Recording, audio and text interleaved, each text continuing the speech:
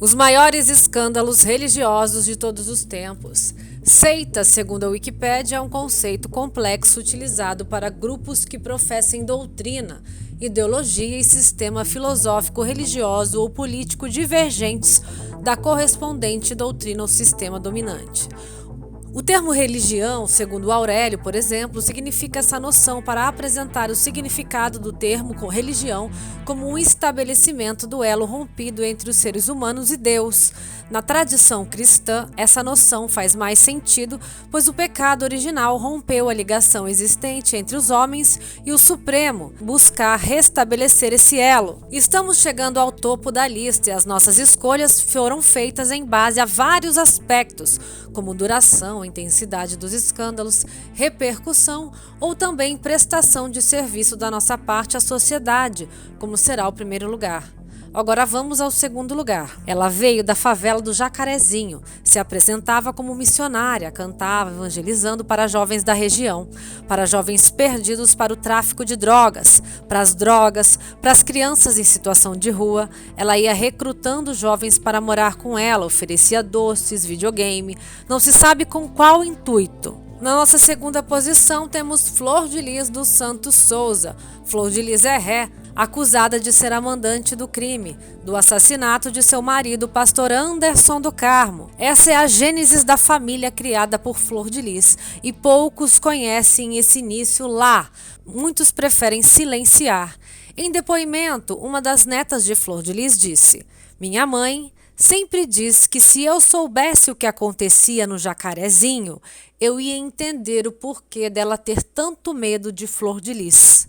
As crianças que lá viviam talvez não consigam contar o que acontecia lá, talvez não entendessem.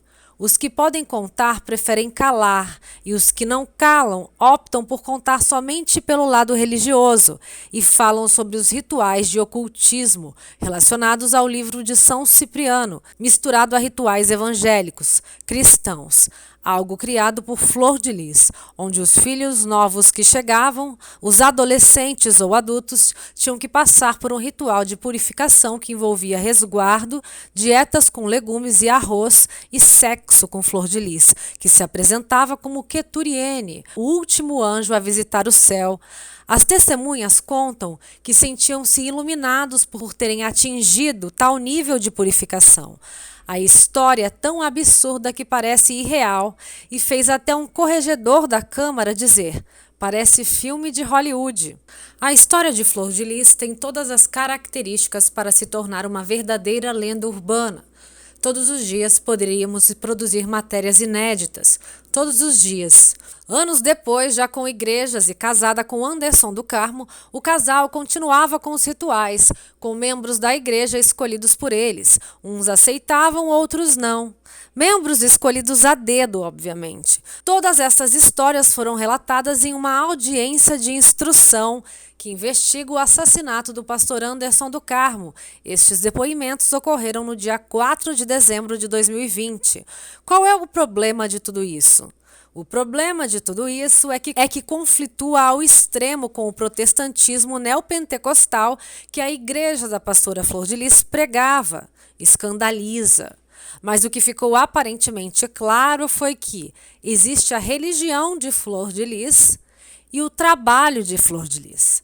A religião de Flor de Lis, o ocultismo, e o trabalho de Flor de Lis, o ministério Flor de Lis, onde se vai para ganhar dinheiro. E o problema maior ainda, o aliciamento de menores. Flor de Lis aliciava crianças, as tornava cúmplice de seus devaneios. Flor de Lis, no alto de seus 30 anos de idade, tomou para marido uma delas, um dos meninos que havia acolhido, um rapaz de 16 anos, que havia sido namorado de sua filha. Detalhe, estes rapazes maiores tinham família e se davam bem com a família, e Flor de Lis não queria mais que mantivessem contato. Alguns perderam o contato, outros, como Anderson, mantiveram. Por quê? Porque em uma seita, quanto menos contato você tiver com o mundo exterior, melhor. Mais fácil de manipular você se torna, E uma boa seita que se preze precisa de soldados. É a coisa da caverna de Platão, de ler livros, de viajar, enfim. A gente começa a se libertar. Flor de Lis e seu bando passaram por vários lugares, Jacarezinho, Irajá e outros, até chegar a Niterói, onde permanecem até hoje.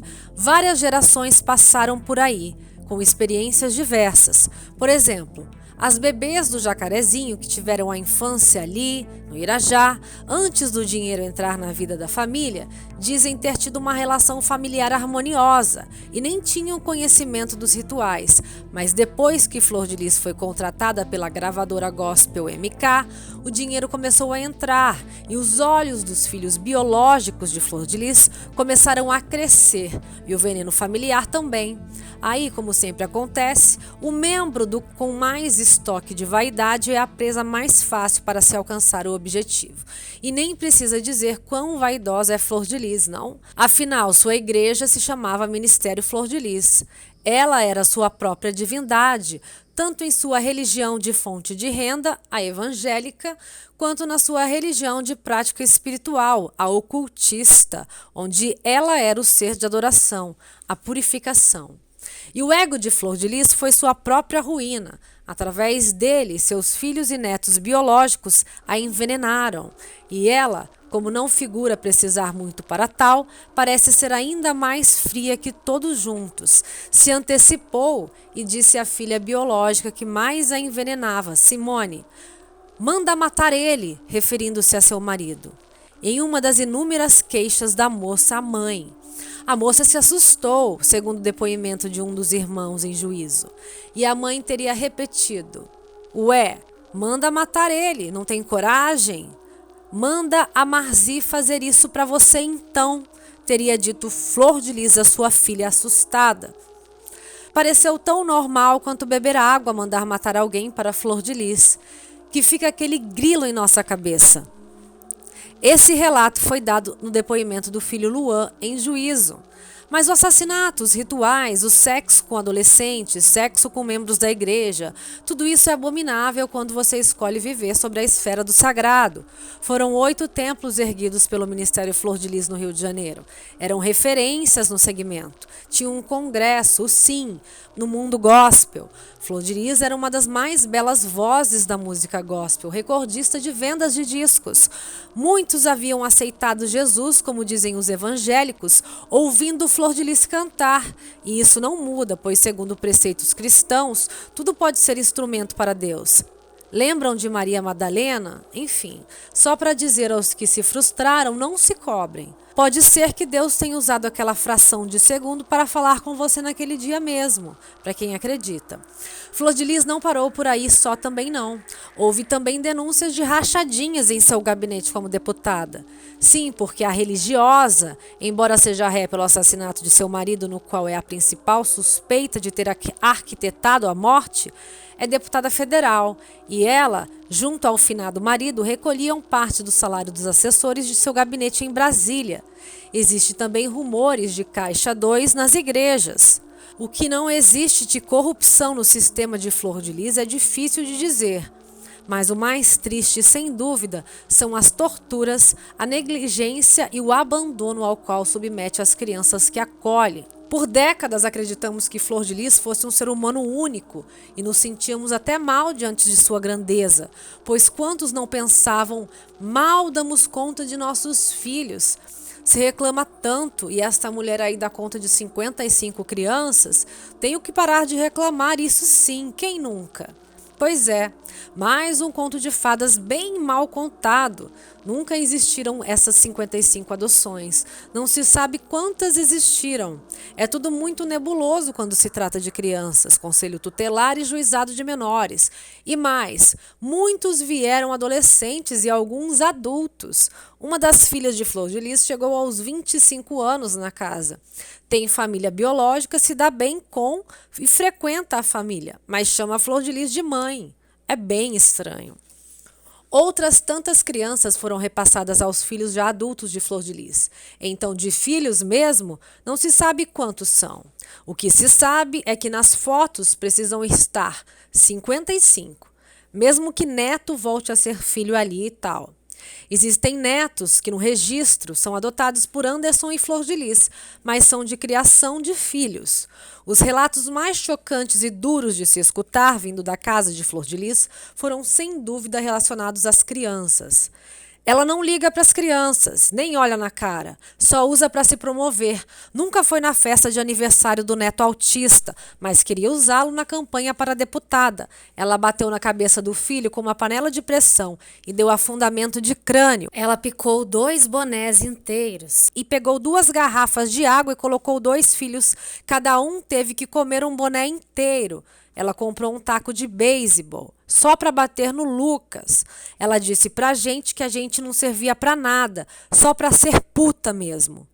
Ela disse pra Ágata que agora ela ia dar motivo para chamarem ela de assassina e chamou ela de lixo e disse: "Você é um lixo". Aí ela pegou um vidro e escreveu no braço: "Eu sou um lixo". A Ágata, ela se autoflagelava, a menina. Depois que essa matéria saiu, ela foi levada embora da casa de Flor de Lis. Ela foi recolhida para um abrigo católico.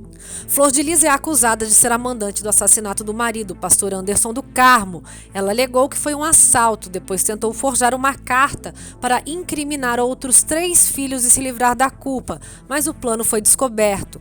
Em um de seus primeiros depoimentos na DH de Niterói, ela também tenta insinuar que pode ter sido um ex-genro que vivia em situação de rua, pelo fato do rapaz ser ex-presidiário. Flor de Lis também já apresentou versões de abuso a 2 netas e agora tentou jogar nas costas da filha Simone, biológica, e Marzi, por achar que conseguirá livrá-las da cadeia com facilidade. Flor de Lis está em uso de tornozeleira eletrônica a pedido da juíza que apura o caso, pois desde o início das investigações, os respectivos delegados à frente do caso acusam que Flor de Lis faz de tudo para atrapalhar as investigações. Foi apresentado em depoimento também a facilidade que os advogados de Flor de Lis têm para ir e vir nas unidades prisionais do Rio de Janeiro, com ou sem carteirinha. Não se sabe a real situação das crianças na casa de Flor de Lis. Até o presente momento também não foi dada uma satisfação pública sobre, tampouco sobre o trânsito livre dos advogados da deputada nas unidades prisionais. E existe um novo inquérito em andamento que apura a possível participação de outros filhos, netos e comparsas de Flor de Lis. Seu império religioso implodiu e, por mais que Flor de Lis tente maquiar, restam meia dúzia de fiéis em sua igreja e dificilmente a pastora se livrará de um tribunal do júri.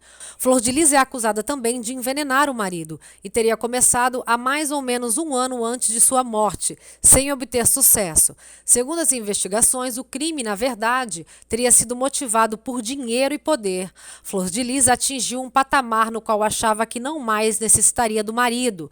Pelo contrário, ele a regulava demais financeiramente e se intrometia demais politicamente. A certeza de que de agora em diante conseguiria sozinha foi o que teria motivado Flor de Lis a seguir com o plano de ceifar a vida do marido, segundo o Ministério Público e as investigações da Polícia Civil.